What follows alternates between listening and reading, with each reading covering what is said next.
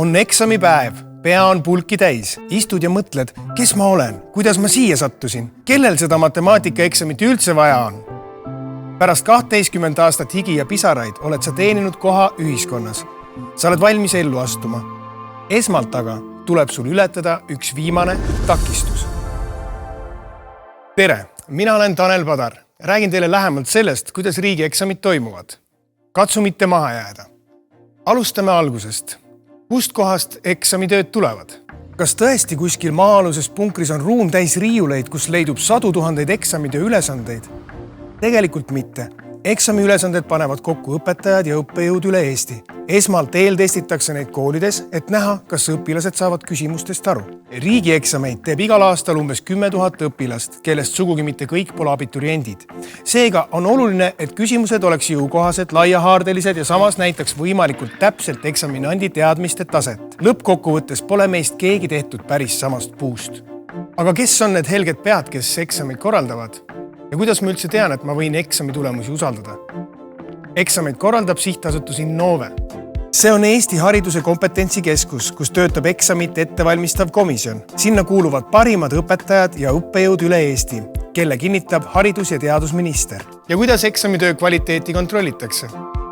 Kui eksamitöö on valmis, annavad 2 eksperti sõltumatu hinnangu. Nende ülesandeks on kontrollida eksamitöö vastavust õppekavale. Okei, mis edasi? Kõige tähtsam on teada saada õpilaste arv, kes plaanivad eksamit teha. Sellepärast on oluline ennast registreerida 20. jaanuariks. Süsteemi kasutusjuhendi leiate siit. Kui on teada, kui palju õpilasi plaanib eksamit teha, siis vastavalt sellele tuleb välja trükkida ka eksamitöid.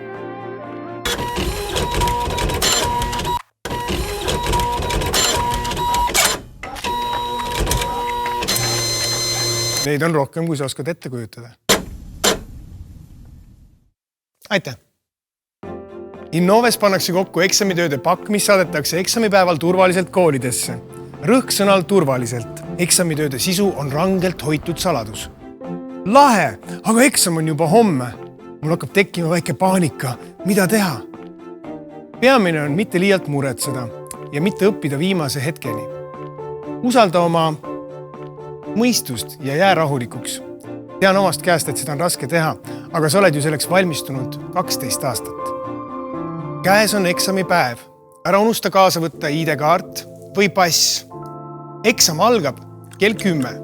Ära hiline, sa pead seda tegema vaid korra elus.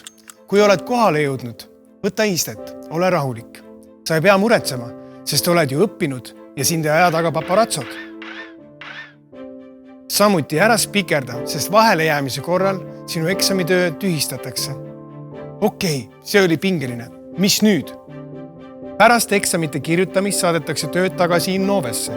Põhjus, miks tulemusi tuleb mitu nädalat oodata, on selles, et igat eksamitööd hinnatakse mitu korda. See on sinu enda huvides. Ühe aine eksamitöid hinnatakse alati sama juhendi järgi ja samamoodi nagu sina ei tea, kes hindamisega tegeleb, ei tea hindaja kunagi, kelle töö parasjagu tema käes on.